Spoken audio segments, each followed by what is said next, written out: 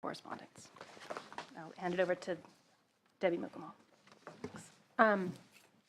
So the first part of our report tried to paint a picture of what is currently happening in California's prisons, jails, and in our communities for incarcerated and formerly incarcerated people and their ability to access college opportunities. The second part of our report really focused on recommendations that we believe can help the state build more effective and high-quality college pathways in our prisons, in our jails, and in our communities. And today we want to highlight 4 of those for you. The first recommendation, building off what Rebecca just mentioned, is that we believe that high-quality college opportunities means that they're either in-person or interactive. In-person classroom-based courses foster interaction and analytical discussion among teachers and students, and they help improve outcomes, particularly for underprepared and educationally disadvantaged students. Many of our prisoner students fall into these profiles. There's a really important interactive component that helps students engage critically with the text, with the material, particularly when there are answers that are nuanced and there's not a right or wrong answer, but it's an answer that really sort of demands discussion. In-person education also lets the instructor know in real time whether or not his or her students are mastering the material. In-person education, particularly when combined with mentors, learning communities, tutors, some of the features that Rebecca identified in some of the handful of existing high-quality programs we have in California, also really importantly helps develop soft skills that many of our students lack, such as persistence and resilience. And we heard repeatedly in our research about the need to build these types of skills if we want these students to be successful. In the absence of in-person education, there are many challenges that our students face, as you might imagine, particularly when there's no interactive component. So we heard from students who said that for video-based correspondence that have no interactive component, if they had a question and they would send their question in to an instructor, it could be up to 3 weeks before they received an answer back from their instructor. But in the meanwhile, they were required to take a midterm exam. So they were required to perform on an exam before they even were able to flesh out with their instructor what the material is. In the absence of in-person, which we believe is the gold standard and what California should be striving for, an interactive component that can be provided by mentors, tutors, and learning communities can supplement text-based and video-based correspondence by providing this very important interactive component. Rebecca spoke about Chafee, which uses videotapes, but includes a super important component, which is these tutors that they model it on a program that they have on their college campus, the Student Success Centers. And these inmate tutors, this is their job. They get paid instead of working in the kitchen or working in laundry, they're actually working as tutors. And they're working with the students to make sure that they're actually mastering the material. What we heard from the Dean of Instructional Support at Chafee College, she said, videotapes don't change people's lives. People change people's lives. The success rates for interactive and in-person education are much better than they are for non-interactive text-based and video-based learning. So what we know is that interactive forms of distance education have higher success rates than video, text, and audio-based correspondence courses. Video correspondence in particular, such as that's provided by Coastline, has the lowest success rates of all delivery methods. Less than 50% of students complete their courses.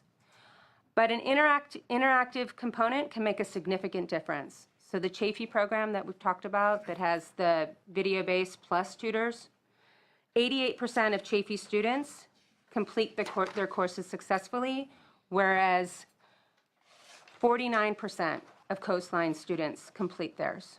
So that's a huge, huge, huge difference that those tutors make. in the lives of and then the success rates of those students. Our second recommendation is that academic standards need to be as rigorous inside as they are on the outside. The content should be determined by the college, not by the prison. Instructors should be qualified and credentialed. Every credit should count. Courses offered should be either remedial education, credit-bearing, that lead to a certificate or a degree. We should be ensuring that classes offered are valuable choices that students have on campus, including those that are transferable to four-year colleges like Feather River does. In prison, students are presented with very limited choices, and the process of limiting those choices, as Coastline has done by not offering classes already transferable to CSUs, limits the value of their education. Particularly in prisons and jails, there's a risk and at times a history of prioritizing security concerns and the ability to work inside a secure institution at the expense of educational quality. This does not have to be the case, but it's an issue that requires attention to ensure that educational quality is maintained.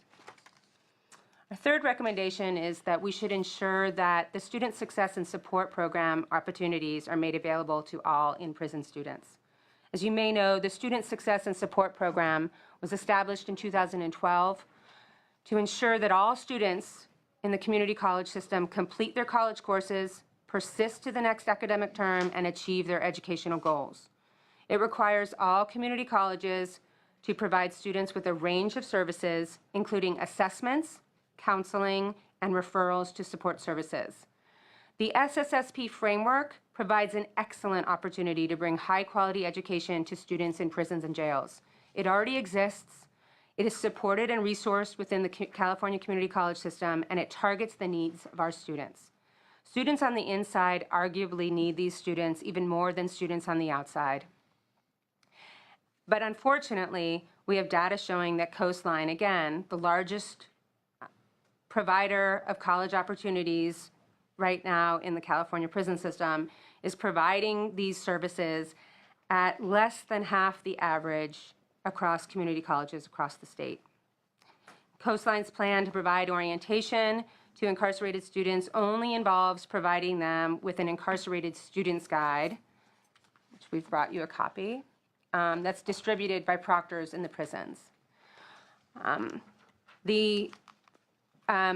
One aspect of the SSP framework is assessments. It's really important that we make sure that that students are college ready when they avail themselves of college opportunities. So we use those resources really valuably.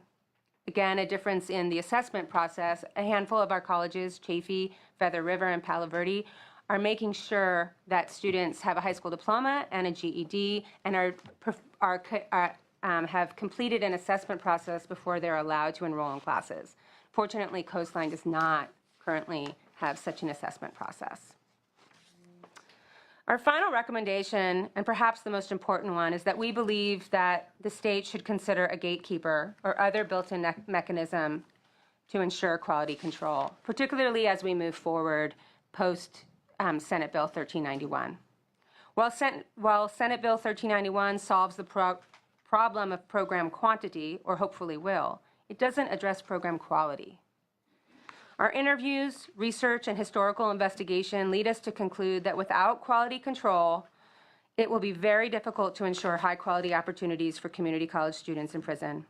Without high quality, the students cannot reap the benefits a college education can provide. Such a gatekeeper role could be assumed by CDCR, by the Chancellor's Office, or by an independent nonprofit entity that also provides professional development to correctional educators. We believe that the key is that it be conducted by educators who monitor quality and look at educational standards. The gatekeeper would establish high-quality standards and monitor program quality, ensuring public resources are used effectively. Would also ensure that colleges who need students to meet their FTES caps aren't doing so by enrolling non-college ready prisoner students. And we heard at many institutions about college students who were enrolled in college, 2/3 of whom in some institutions did not have high school diplomas or GEDs. Such an entity could also monitor private colleges. And currently in California, we have 14 private colleges who are providing college opportunities inside our prisons. The rigorous standards might include every credit should matter. Credits should be stackable, credit-bearing, making sure that courses that our students take lead to an actual certificate or degree. Standards might also include interactivity, require that classes either be in person or that there be an interactive component, such as Chaffee and Feather River and Palo Verde have done.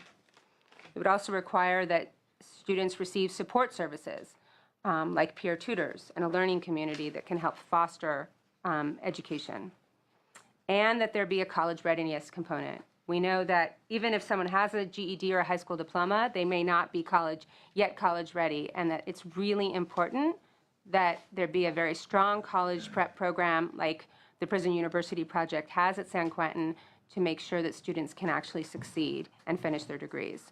Finally, the standards would require that staff be culturally competent and academically qualified. In closing, we believe that there are a number of champions in our community colleges and our colleges around the state, a number of champions in our prisons providing college opportunities. But as of yet, they're not systemic. They're not systematic. There are no policies that are ensuring that those programs are uniform, that the kinds of opportunities our students across our 35 prisons are receiving are the highest quality that will ensure that they can reap the benefits that Mr. Bozic talked about, that our communities and our state require as we move forward. So I leave with this last thought, which is that today's dropout is tomorrow's incarcerated father. But we can make it different. We can make today's graduate be tomorrow's community leader. Thank you very much. Are there any questions from members of the committee? Yes, Senator McGuire. Thank you so much. I want to echo the thanks of what Senator Leno brought forward of our chairwoman, and appreciate the continued focus and for you being a champion. And thank you for bringing us together today. And obviously to our panel, I just have some clarifying questions. First to Robert, and this is just a real quick question, and I leaned over to the chairwoman on this one, is just taking a look at the research brief. It says 43% are related to lower odds of recidivism, and then you had mentioned 36%. Can you just clarify the difference? Yeah. So we looked at 50 studies based that had recidivism as an outcome, and when we looked across all of those studies, 36% lower odds of recidivism.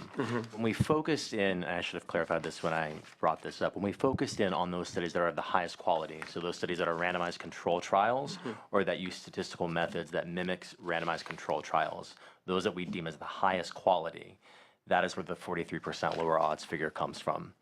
And then how many fewer, and not trying to get in the weeds here, how many fewer studies did you have to carve out to be able to There were 7. Yeah, okay, so There were 7. So 7. And yes, and I should note that of that larger pool of 50 studies, that's not just every study. Studies had to meet a minimal threshold of quality to be included. That's very helpful. Thank you so much. Sure. And then just to Rebecca, and fantastic job, by the way. A couple items. One, can you compare New York's recidivism rates with California's? That they actually are providing those opportunities. Can you touch on that? And I have one other question for you. That actually is a question I will hand off to Debbie. Okay. She's more familiar with New York than I am. If she knows the answer, or Doug may know. I haven't studied New York. Okay. I just wonder if there are numbers out there that we could. Yeah, as you probably are aware, like recidivism figures are so tricky because it depends on how we define recidivism. Is it, rearrest, reconviction, reincarceration for a new crime? So I'm not familiar with how New York defines recidivism, but I imagine that their recidivism rates for their college participants in their college programs would have similar recidivism rates as our college graduates from the Prison University Project. Can I come in on We fund all of the correctional education programs in New York State, and they are absolutely consistent with the similar findings with the recidivism rates of the students who participate in PUP here in California. Is it possible to get a copy of that? Or did you have We can get material information on each individual program that we fund. We can do that, yes. That'd be fantastic. Yeah, I was just going to say, perhaps Dr. Wood could say what those recidivism rates are for the Prison University project. You just alluded to it. Well, yeah, they're actually Pretty in the incredible. they're actually in the report, correct, Debbie? I had the opportunity to be able to visit, Yeah. and it's pretty amazing in what they're doing for those 330 men. It's incredible opportunity. It is. I do know, they haven't, I think, released their Remembering final 17%. findings. Yeah, and I believe that no one has ever been returned to custody for a violent crime, of all the graduates ever. Sorry. It was 17%. I think the chairwoman is a human Google. So, hey, there we go. Yeah. Dang, that's fantastic. That would be fantastic because I think that is just so critical, right, to be able to talk about that. And obviously, we have that in our own Right, and backyard. that would include, for us, that in New York, that would include the Barred Prison Initiative. It would also include Hudson Link. It would also include the Cornell program. So, yes. That's great. And they're very consistent to 17% or below. That's fantastic. And my other question is that when we take a look, also understand how the number of prisons and population has exploded since the 70s. Are you able to look at what we saw as results in the 70s of having embedded educational programs within the California State Prison System? Our historical research didn't find results like that. The programs in the 70s didn't necessarily grant a degree. So we had much more capacity, but some of the academic goals that we would like to see in California were not necessarily being obtained in the 70s. What we had in the 70s was much greater capacity and commitment. Okay. There's still work to be done on the academic front. That's fantastic. And I think, but just in closing, Madam Chair, I just have to say it's not every day that the solution is best when it comes to outcomes for inmates and communities and frankly for taxpayers, right? And you look at providing those educational opportunities within our state prison system and how it benefits the individual once they're out and in the community, and frankly, how it is going to save tens of millions for the bottom line. It's significant, and do appreciate all the work that has gone in today, and would love to be able to see those numbers and really appreciate that. And again, Chairwoman, thank you so much. Thank you. Other questions? Senator Monning? Well, I also want to thank all the panel members and the chair for convening this today. I don't know if you have this data at your fingertips, but Coastline was referred to as kind of the established video learning program. Do we know how much that is costing the state each year? What's our investment in Coastline? So I don't know. I would refer you to the Chancellor's office, who will speak next. All of the community colleges recover their costs through FTES. It's the per student funding, and that is one of our broader critiques is that the way State of California compensates, they have a credit rate and a non-credit rate, but there's not a higher rate for in-person, so this compensation scheme does not incentivize in-person over distance, and even within distance, it doesn't incentivize quality over quantity. It's just a per student rate. So their compensation is no different than any other community college. The more students they enroll, the more money they make. The lower their costs are, the more money they make. And then the in-person training program at San Quentin, is that funded the same way? No. How is that funded? Programming is privately funded. And privately being foundation support? Mostly foundations and individual donations. And does that foundation support exist if this were to be expanded to other institutions in California? I'm looking towards the Ford Foundation. Well, that's the hope. We've had, I have to tell you, your California-based foundations and your leadership here is exceptional. And we've had interests from among at least 10 California-based foundations to join in partnership with us in a public-private way. Great. Well, again, this accumulated data, it seems clear there are better paths than others, and any investment we can mobilize is going to pay off in the long run. We often look at dollars here, but I think the other ingredient that you've touched on is the quality of life for people and families, which is hard to put a dollar figure on. May I say one other thing, Senator?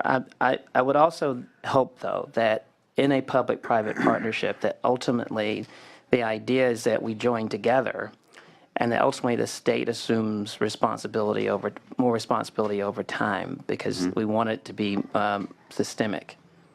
Got it. Thank you very much for that. I did want to clarify one quick thing before we've been on the record, and we'll stand on the record with a lot of things to say about Coastline. On the assessment piece, they do have some sort of assessment, and I can have some extra copies of their student guide if you would like to see it. But they limit, what they do is they let students take 6 units without any sort of assessment, and then if you get a C or better, you can keep taking classes with no further assessment or counseling or gatekeeper function.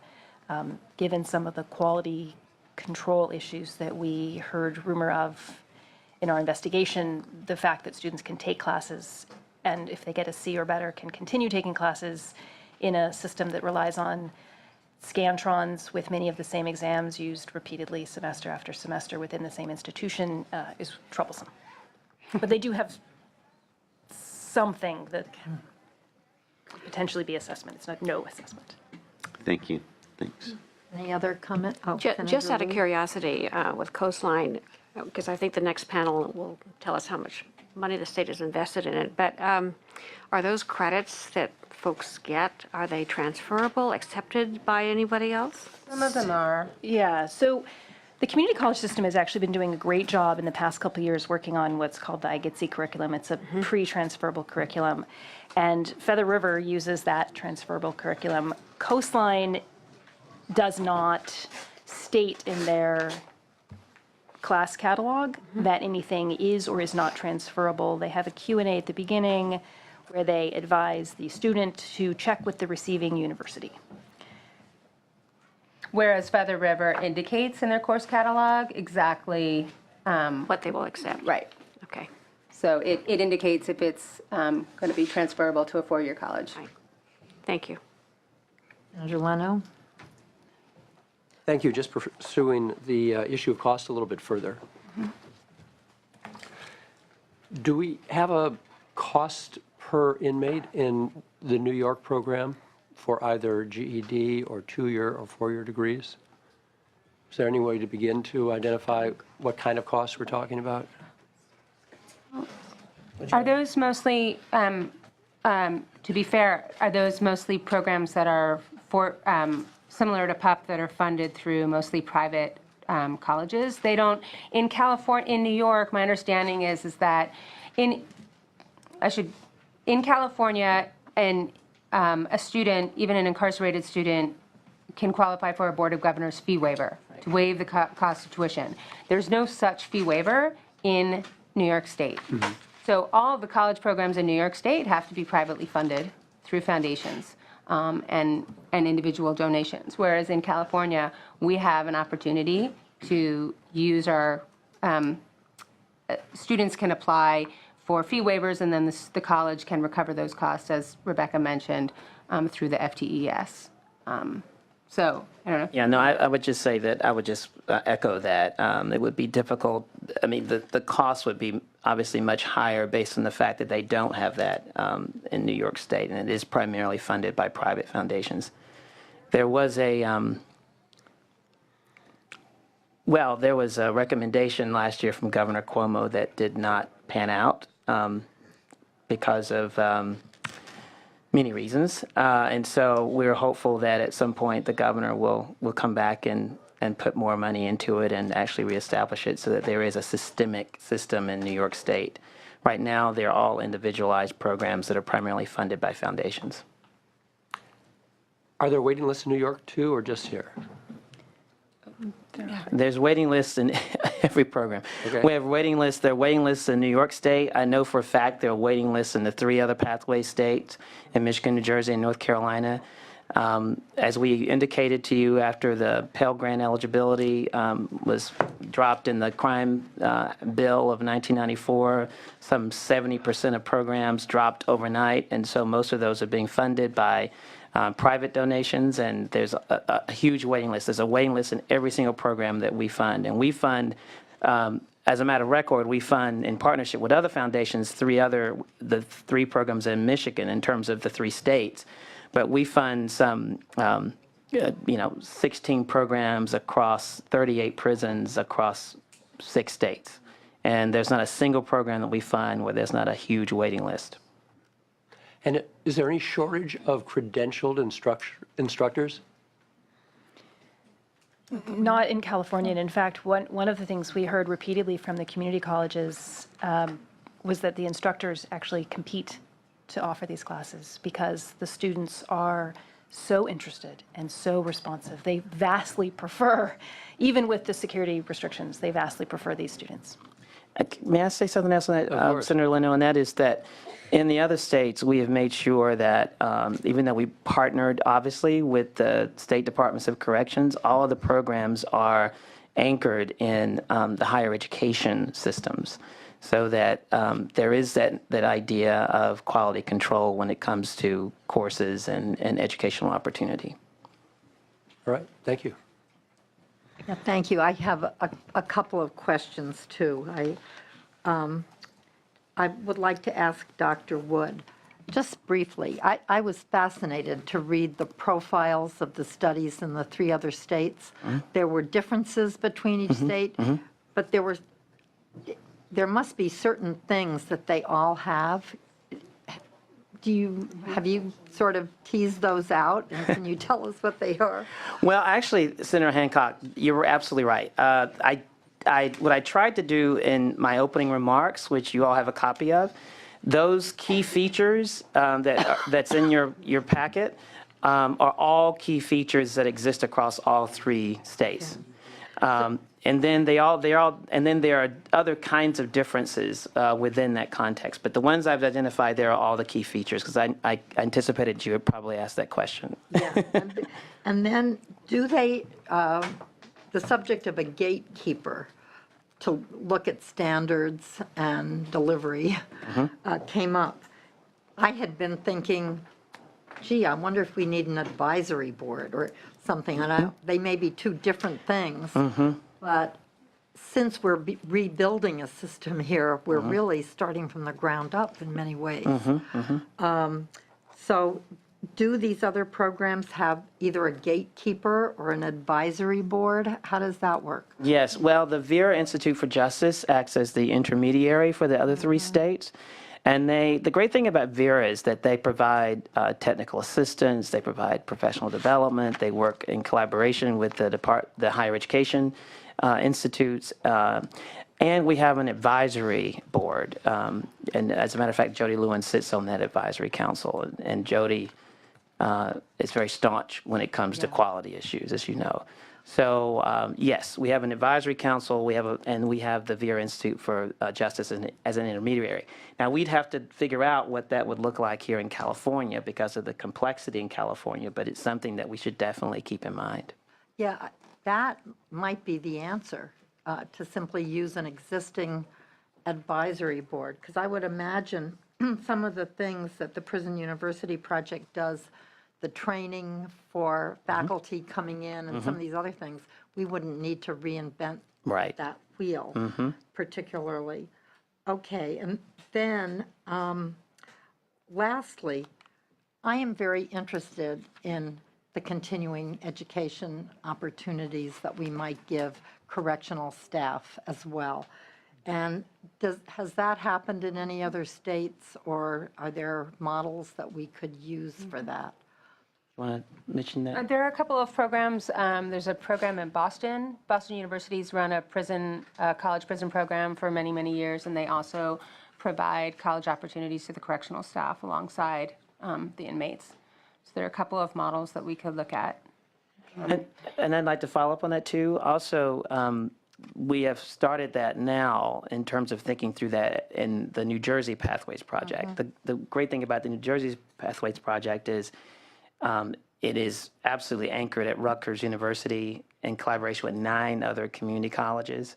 And so that they have thought very carefully about how do you engage the folks who are in the correctional facilities to be on a pathway towards a credential. I think that's great. That actually reminds me, I had somebody come up to me at an event in my community from UC and say, oh, we're so interested in this. How can we participate? And, but I think we're getting ahead of ourselves. Yeah. First, we have to make it work Right. on the ground with the community colleges. But also the fact that in some of the reports, jails were referenced. And the bill does not affect jails at this point. It's only prisons. But I noticed that in a number of the states, the requirement for joining the Pathways program was that there was just that you could complete a semester. It wasn't necessarily a degree program. Do you know what I'm referencing here? Any of you? Why did I? The eligibility for participating in New Jersey, North Carolina, Michigan was really a rather short period of time, but the idea was that if a semester of coursework was completed and the tracks to outside were available, that would be a useful thing to do. Yeah, well, I think what you're referring to is that in some cases, it really relates to the evaluation design. What we did was, even though we didn't limit students from being enrolled in these programs, we focused on those who the evaluation design is focused on those 2 years before they get out and then 2 years after they get out. We didn't limit it to them, though, but they're part of the cohort that Rand is studying. But them having had the opportunity to be registered into a course allows us to begin to support them in continuing education when they get out for reentry support. And I should also say that the reentry support includes continuing education, but it also has access to employment, housing, those kinds of things. Great. Well, I want to thank you all very, very much. I'm sure we'll be calling on you in the future. The work that you're doing is groundbreaking, and this report could not be more important or more timely in our efforts right now. And of course, Rand's ongoing work is so important, and we would really want to hope to tap in on the third-party evaluations and some of the other things you put in place. Thank you so much. Thank you. Thank you, Senator Hancock. Yeah. Members of the committee. And